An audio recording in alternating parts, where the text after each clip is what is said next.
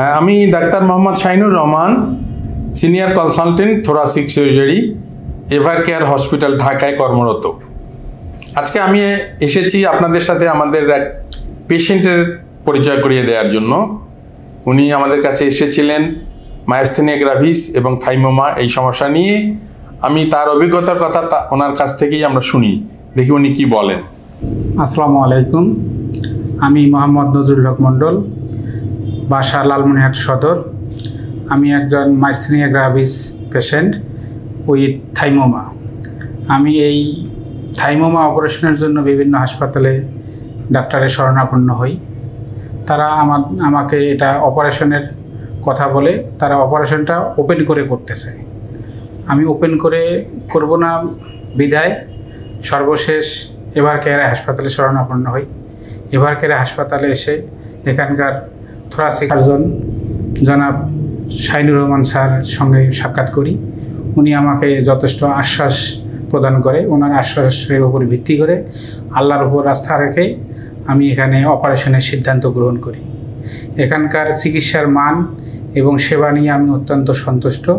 এখানে আমাকে যথেষ্ট পরিমাণে তারা সেবা প্রদান করে এবং আল্লাহর অশেষ রহমতে শাহিনুর রহমানের স্যারের তত্ত্বাবধানে এখানে অপারেশন সফলভাবে সম্পন্ন হয়। বর্তমানে আমি পরিপূর্ণরূপে সুস্থ আছি এবং আল্লাহর রহমতে স্বাভাবিক জীবনযাপন করার সামর্থ্য লাভ করি। বর্তমান এভার কেয়ার হাসপাতালের সেবার মান নিয়ে আমি এবং আমার পরিবার অত্যন্ত সন্তুষ্ট। আমি আশা রাখব, যদি এই ধরনের কেউ রোগে আক্রান্ত হয়, এভার কেয়ার হাসপাতালে এসে তারা যেন চিকিৎসা গ্রহণ করলে আমার বিশ্বাস তারা ভালো মানের চিকিৎসা সেবা পাবে। এই আশাবাদ ব্যক্ত রেখে আমি আমার সংক্ষিপ্ত বক্তব্য এখানে শেষ করছি। আসসালামু আলাইকুম। মায়োস্থেনিয়া গ্রাভিস রোগটা সম্পর্কে আমি দুটো কথা বলি। এটা একটি জটিল স্নায়বিক সমস্যা, যেখানে মানুষের মাংসপেশিগুলো ঠিকমতো কাজ করতে পারে না। এর কারণ হলো শরীরে একটি অ্যান্টিবডি তৈরি হয় এক প্রকারের, এবং সেই অ্যান্টিবডি মাংসপেশিগুলোকে দুর্বল করে দেয়।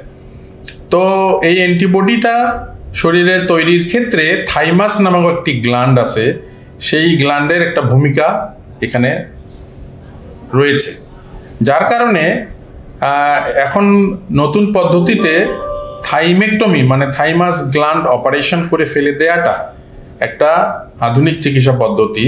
এতে করে মায়োস্থেনিয়া গ্রাভিসের পেশেন্টগুলি উপকৃত হয়, অনেকেই সম্পূর্ণরূপে সুস্থ হয়ে যায়। যেমন আজকের পেশেন্ট আমরা যার সাথে কথা বললাম, উনিও এইরকমই একজন পেশেন্ট।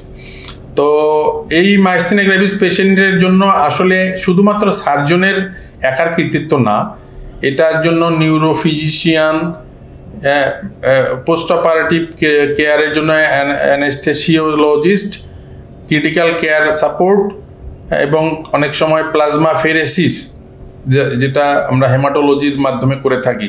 সুতরাং মাল্টিডিসিপ্লিনারি একটা অ্যাকশন এখানে দরকার আছে বা প্রয়োজন হয়।